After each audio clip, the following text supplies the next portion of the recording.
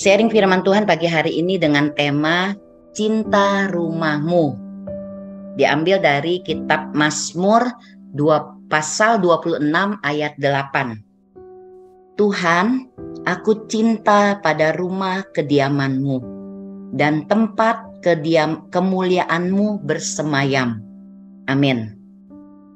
Di sini ada kata cinta. Coba bayangkan kalau orang yang sedang jatuh cinta. Lucu ya, seru. Tingkahnya bisa menjadi lucu. Yang namanya surat jika dari pacar tercinta, biasanya nggak cukup dibaca hanya satu kali. Ya, setiap hari, setiap saat.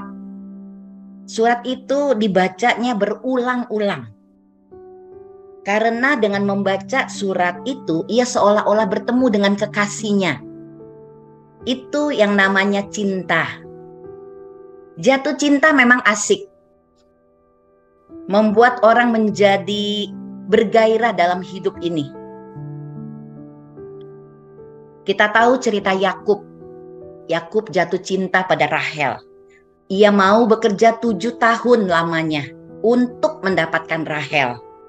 Tetapi 7 tahun itu dianggapnya seperti beberapa hari saja karena cintanya kepada Rahel. Ketika kita baru menjadi orang percaya, lahir baru, menerima Yesus sebagai juru selamat, rasa-rasanya ibadah itu merupakan sesuatu yang selalu hidup dan menyegarkan.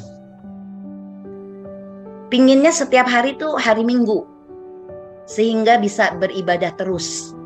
Itu yang disebut cinta pertama atau cinta mula-mula. Tuhan ingin senantiasa kita memiliki hati yang seperti itu. Ya, ingin selalu dekat sama Tuhan. Kita rindu, ingin bersekutu terus dengan Tuhan, menikmati kasih-Nya, menikmati bait-Nya. Bagaimana agar cinta itu tetap ada di hati kita? Tuhan, aku cinta pada rumah kediaman-Mu dan tempat kemuliaan-Mu bersemayam. Ada 3 poin yang saya akan bagikan pagi hari ini. Poin yang pertama, kerinduan kepada Allah. Nabi Habakuk dalam kitab Habakuk pasal 2 ayat 20, Tuhan ada di dalam bait-Nya yang kudus. Berdiam dirilah di hadapan-Nya, ya segenap bumi. Tuhan Allah bertakhta di surga. Tuhan juga berdiam, Dia tinggal di hati kita. Karena tubuh kita ini adalah bait Roh Kudus. 1 Korintus 6 ayat 19. Tidak tahukah kamu bahwa tubuhmu adalah bait Roh Kudus yang diam di dalam kamu? Roh Kudus tinggal di dalam hati kita.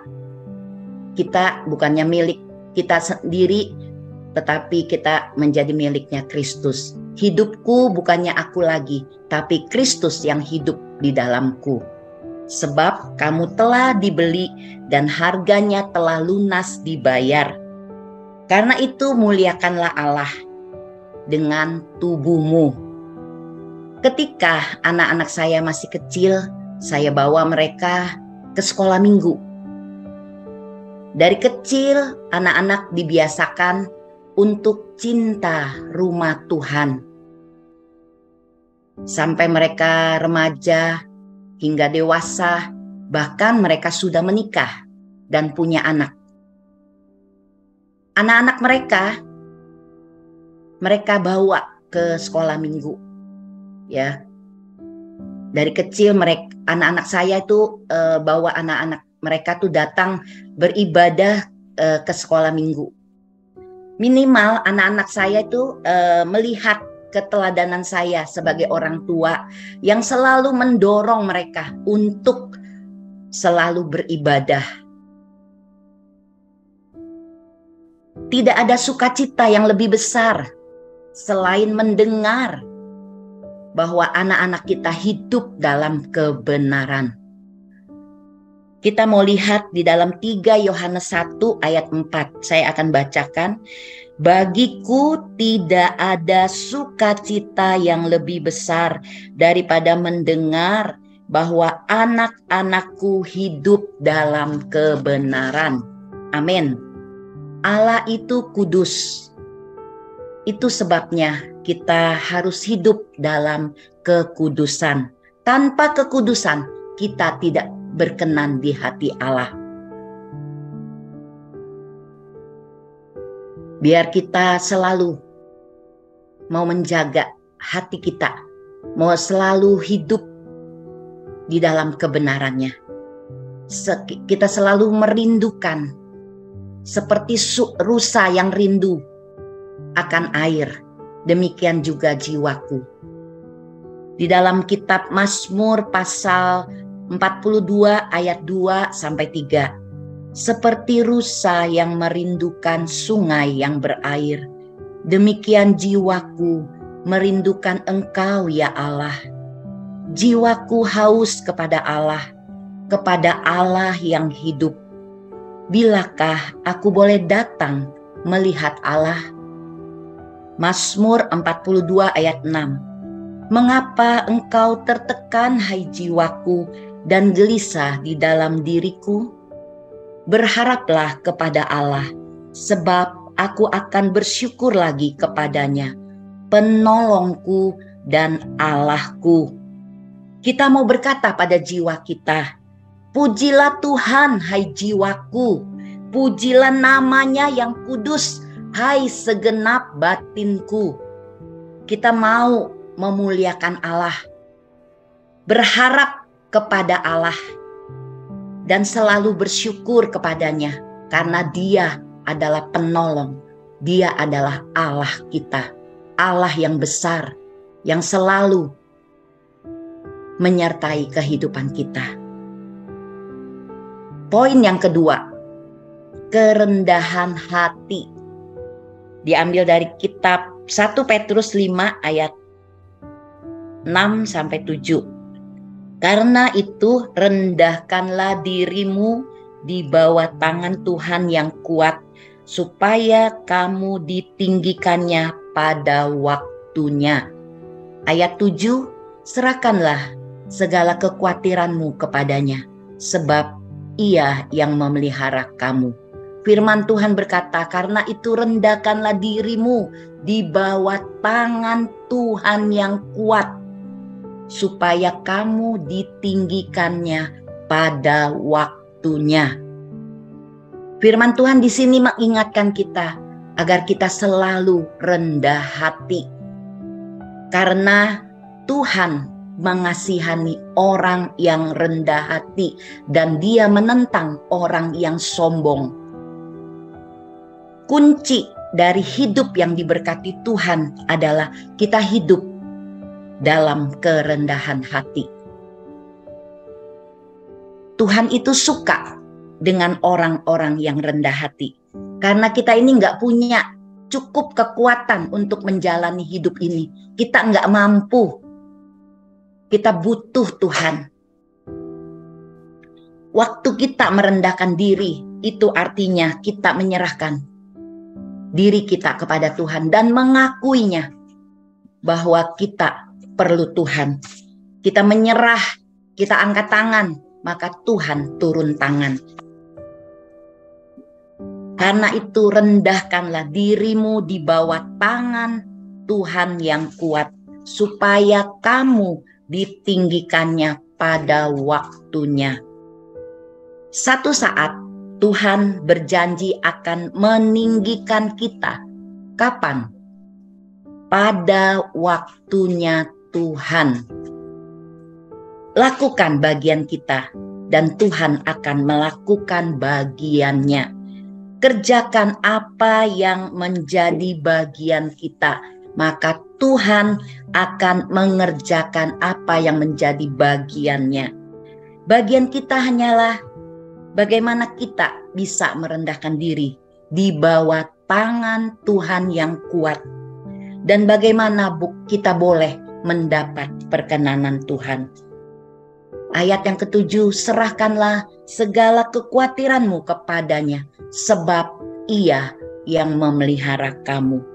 Saudara, ini kunci. Kita boleh hidup dalam ketenangan, dalam kemenangan, dan dalam damai sejahtera. Mari kita terus merendahkan diri kita. Kita mau datang setiap pagi, kita mau merendahkan diri, kita mau saat teduh, kita mau memuji, menyembah Dia. Kita mau mengikuti doa pagi yang seperti ini. Itu artinya kita merendahkan diri kita dan kita mengakuinya bahwa kita perlu Tuhan. Kita nggak bisa berjalan sendiri tanpa Tuhan.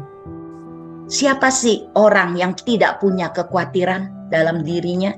Saya yakin semua orang pasti punya kekhawatiran. Karena khawatir itu adalah hal yang manusiawi. Firman Tuhan berkata, serahkanlah segala kekhawatiranmu kepadanya, sebab Ia yang memelihara kamu. Kenapa kita harus menyerahkan kekhawatiran kita kepadanya? Karena Tuhanlah pemelihara hidup kita. Setiap kita akan diserang oleh rasa khawatir. Khawatir akan masa depan, khawatir akan anak-anak kita, khawatir akan usaha kita ke depan. Melihat keadaan dunia yang seperti ini, kita mungkin khawatir akan penyakit kita. Yang namanya manusia itu pasti banyak kekhawatiran.